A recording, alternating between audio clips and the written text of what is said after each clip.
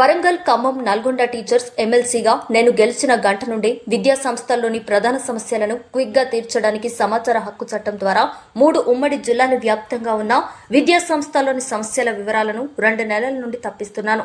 Teachers ఎమ్మెల్సీగా విజయం నాదే అంటున్న నా మద్దతుదారులు అన్ని పార్టీలు మరియు డొక్కు సంఘాలైన పీఆర్టీయూ, యూటీఎఫ్ సంఘాల అభ్యర్థులను చిత్తుచిత్తుగా ఓడించి పీకి అవతల పారేయడమే నా పోరాట లక్ష్యం. వరంగల్, ఖమ్మం, నల్గొండ ఉపాధ్యాయ నియోజకవర్గం నుంచి నేను ఈసారి అత్యధిక మెజారిటీతో గెలవబోతున్నాను. ఆల్రెడీ నేను మొదటి రోజే నామినేషన్ వేశాను, తర్వాత మొన్న 2వ నామినేషన్ వేశాను, ఇంకో 3వ నామినేషన్ కూడా వేయబోతున్నాను. నా సమర్థత, నా శక్తి, నా విజ్ఞానము, నా విద్యార్హతలు, నా పోరాట పటిమ, నేను లోకల్గా ఉండే వ్యక్తిని కాబట్టి ఉపాధ్యాయ ఓటర్లకు. అలాగే గురుకులం ప్యాటర్న్లో నేను పనిచేసిన వ్యక్తిని కాబట్టి ఒక గురుకుల ప్యాటర్న్లో గురుకులానికి సంబంధించిన మాజీ ఉద్యోగి కాబట్టి గురుకులం ఓటర్లు అందరూ కూడా ఆల్ టైప్స్ ఆఫ్ గురుకులంలో ఉన్నటువంటి ఓటర్లు నాకు ఓటు. అలాగే గురుకులం ప్యాటర్న్లో ఉన్నటువంటి కేజీబీ కానీ, తెలంగాణ మోడల్ స్కూల్స్ కానీ, కేంద్రీయ విద్యాలయాలు కానీ, నవోదయ విద్యాలయాలు కానీ, మెడికల్ కాలేజ్ వారు కూడా మాకు ఖచ్చితంగా ఈసారి ఓటు వేసి గెలిపిస్తామని అందరూ మాట ఇచ్చారు. నేను కూడా భరోసాతో ఉన్నాను. అందుకని ఈసారి కష్టం గెలవబోయే వ్యక్తి నేను. రేపు టీచర్స్ ఎమ్మెల్సీగా విద్యారంగాన్ని బాగు చేసే వ్యక్తి నేను. అలాగే విద్యారంగంలో ఎవరైతే ఉపాధ్యాయులు కానీ, లెక్చరర్స్ కానీ, లేకపోతే యూనివర్సిటీలో ఉండేటువంటి ప్రొఫెసర్లు, అసిస్టెంట్ ప్రొఫెసర్స్ ఎదుర్కొనే సమస్యల్ని పరిష్కారం చేసే వ్యక్తిని నేను. అలాగే అనుభవం గడిచిన వ్యక్తిని, ఉపాధ్యాయ వ్యక్తిని మొత్తం రంగరించి ఎక్కడ లోపం ఉందో, ఎక్కడ అభివృద్ధి జరగాలో తెలుసుకుని వ్యక్తిని కాబట్టి నాకు ఓట్లు వేస్తాను. సార్ నమస్తే సార్. కానుక ఎన్ఎంఎల్ న్యూస్ నుంచి మీకోసం స్పెషల్ ఇంటర్వ్యూ కోసం మీరు ఎన్నో సంవత్సరాలు ఈ అన్వేషణ ఏ విధంగా మీరు స్టార్ట్ అయ్యారు, అసలు ఇప్పుడు ఈ నామినేట్ వేసి వచ్చారు, దీని గురించి మీ మనసులో ఉన్న మాటలు ఓపెన్ గా చెప్తారని ఈ రోజు మీ ముందుకు రావడం జరిగింది. నమస్తే సార్. నమస్కారం అండి. కానుక ఎంఎన్ఆర్ న్యూస్ వారు హైదరాబాద్ నుంచి 1000 ప్రయత్నాలతోనే ప్రజావాణి పార్టీ కార్యాలయానికి ప్రధాన కార్యాలయం సూర్యాపేటకు వచ్చేసిన సందర్భంగా మీకు ప్రత్యేకమైనటువంటి స్వాగతం తెలియజేస్తాను. నేను ప్రస్తుతం వరంగల్, ఖమ్మం, నల్గొండ టీచర్స్ ఎమ్మెల్సీగా రంగంలో ఉన్నాను. మరి మీరు ఆ సందర్భంగా బహుశా సమాచారం నేనైతే మిమ్మల్ని ఆహ్వానించలేదు, కానీ మీకు మీ వృత్తిలో ఒక లక్ష్యం ఉంది కాబట్టి మీరు వెతుక్కుంటే ఇంత దూరం వచ్చినందుకు చాలా సంతోషంగా ఉంది. మరి నేనైతే మీరు అడిగిన ప్రతి ప్రశ్నకి దాపరికం లేకుండా స్వచ్ఛందంగా యథార్థంగా మాట్లాడడానికి ప్రయత్నం చేస్తాను. మీరు అడిగే ప్రతి ప్రశ్న కూడా నేను జవాబు చేస్తాను. మరి ప్రజలందరూ, ఓటర్లందరూ కూడా గమనించాలి. మరి టీచర్స్ ఎమ్మెల్సీగా ఒక సమర్థవంతమైనటువంటి వ్యక్తి, ఒక రిటైర్డ్ ఏపీఆర్టీసీ ప్రిన్సిపల్, ఒక MA, MEd, MPhil political science చదువుకున్నటువంటి 68 సంవత్సరాల అభ్యర్థి విద్యారంగాన్ని బాగు చేయడానికి, ఉపాధ్యాయ లోకం యొక్క సమస్యలు సత్వర పరిష్కారం చేయడానికి అతను పెట్టుకున్న వ్యక్తిని ప్రజలు ఆలోచన తెలిసి అవగాహన చేసుకొని నాకు ఓట్లు వేసి గెలిపించాలని అందరికీ నేను నమస్కారం. నమస్తే. మేము కానుక పేపర్ నుంచి వచ్చాము. అలాగే కానుక టీవీ అండ్ ఎన్ఎంఎల్ మేము మిమ్మల్ని ఒక చిన్నపాటి క్వశ్చన్తో మీరు చిన్నపాటి ఆన్సర్లు చెప్తే మన ప్రేక్షకులు మిమ్మల్ని దిగే అవకాశాలు ఎగిరేస్తారని మనస్ఫూర్తిగా కోరుకుంటూ మీ దగ్గరికి వచ్చాను. నమస్కారం సార్. ఎన్ఎంఎల్ న్యూస్ ఛానల్ వారికి మీరు చిన్న ప్రశ్నే కాదు సార్, చిన్నది, మధ్యది, పెద్దది, అతి పెద్దది ఏ ప్రశ్న అయినా వేయొచ్చు. అన్నిటికీ నేను జవాబు చెప్పడానికి సిద్ధంగా ఉన్నాను.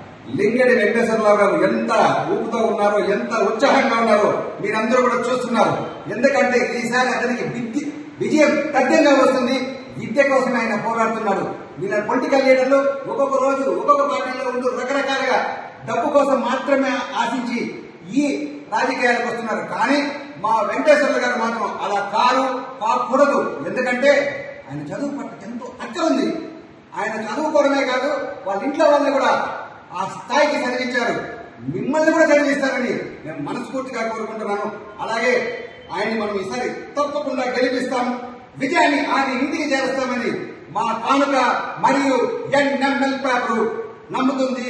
మీరు నమ్మిస్తారు, మీరు విజయాన్ని తీసుకొస్తారని వెంకటేశ్వరరావు గారు మీకు ఆల్ ది బెస్ట్ అండి.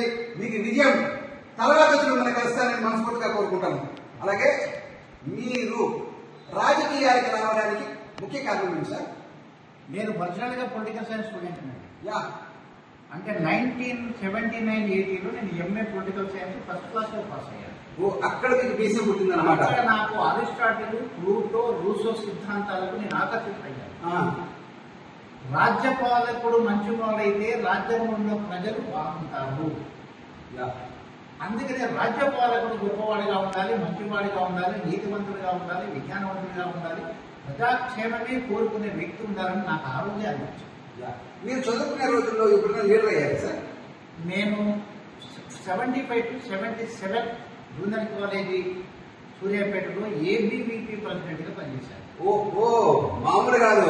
తర్వాత 8, 9, 10 తరగతుల్లో ఆర్ఎస్ఎస్లో ఉన్నటువంటి ఓటీసీలో నేను శిక్షణ పొందాను. అలాగే 79 to 82 వరకు సరస్వతి శిశు మందిరాలలో నేను ఉపాధ్యాయుడిగా పనిచేసి స్టేట్ లెవెల్లో ఉత్తమ అవార్డు పొందాను. Good sir, good sir. ఇంకా ఇలా చెప్పుకుంటా పోతే ఉద్యోగంలో జేఏసీ చైర్మన్గా, లెక్చరర్స్ అసోసియేషన్ ప్రెసిడెంట్గా, ప్రిన్సిపల్స్ అసోసియేషన్ ప్రెసిడెంట్గా, బీసీ సంఘాల ప్రెసిడెంట్గా, క్యాస్ట్ అసోసియేషన్ ప్రెసిడెంట్గా, లయనిజంలో 37 సంవత్సరాలు. Great sir. ప్రజా ఉద్యమాలంటే నాకు వెన్నతో పుట్టిన విద్య. ప్రజా సమస్యలు తెలుసుకోవటంలో నాకు ఒక పులిహోర తిన్నంత, పాయసం తిన్నంత, ఒక మంచి పెళ్లి భోజనం తిన్నంత హ్యాపీగా ఉంటుంది నాకు. అందుకనే ఈ ఉద్యమాలని తర్వాత రిటైర్ అయిన తర్వాత కూడా సరికొని పెన్షన్ వస్తున్నప్పటికీ కూడా కొని తీర్చుకోకుండా విద్యే విజ్ఞానము విద్య ద్వారానే పైకి వస్తాడు ప్రతి వ్యక్తి అని నమ్ముకున్నటువంటి వ్యక్తిగా అందరినీ విద్యావంతులు చేయడానికి, విజ్ఞానవంతులు చేయడానికి, సమస్యలు ఉన్న వారిని చట్టబద్ధంగా వారికి హెల్ప్ చేయడానికి ప్రజావాణి పార్టీ స్థాపించడం జరిగింది. ప్రశ్నించాలి, అవకాశం వస్తే నేనే పరిపాలన చేయాలని ఒక లక్ష్యంతో ముందుకెళ్తున్నాను. లేదు సార్, మేము ఇంతకు ముందే ఇక్కడికి వచ్చినప్పుడు చూసాం. మేము ఒక మహిళకి పిలిపించి తన పక్కన కూర్చోబెట్టి వాళ్ళ సమస్యలు వింటూ ఆ సమస్యకి ఏం చేయాలి, ఎలా చేయాలి అని ఆ చెప్పే విధానం అయితే మనకు వస్తే ప్రతి ఒక్క వ్యక్తి చదువుకున్నోడే కాదు, చదువు రాని వాడు కూడా కానీ కులాలకు మతాలకు అతీతంగా మీ సర్వీస్ ఉంటుందని నేను గట్టిగా నమ్ముకుంటున్నానండి. కాబట్టి ప్రేక్షకులు మీరు డెఫినెట్ గా మా వెంకటేశ్వర గారిని గెలిపించండి. గెలిపించిన తర్వాత మీరు గెలిచినట్టు అవుతుంది కానీ ఆయన గెలిచినట్టు అవ్వదు. ఆయనకి అపోహ లేదు, ఆయన ఉంటాడు, అందరి కోసం ఉంటాడు. కాబట్టి అలాంటి వ్యక్తిని మనం గెలిపించుకుంటామని మరొక్కసారి మీకు తెలియజేసుకుంటూ ఇంకొక చిన్న క్వశ్చన్ కూడా అడుగుతాను, ఎందుకంటే మీ గురించి అడిగేదానికి వచ్చాను.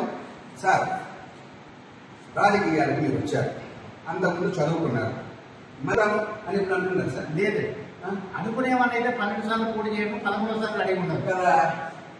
నేను జీవితము ఉన్నంత ప్రజాక్షేత్రం పాలిటిక్స్ లోనే ఉంటా తప్ప ఇంకొక రంగంలోకి వెళ్ళను. చూడండి, అతను ఎంత కసిగా ఉన్నారో మీకే కసి తక్కువగా ఉంది. మీరు కానీ కసిగా ఉంటే ఈసారి మీ సూర్య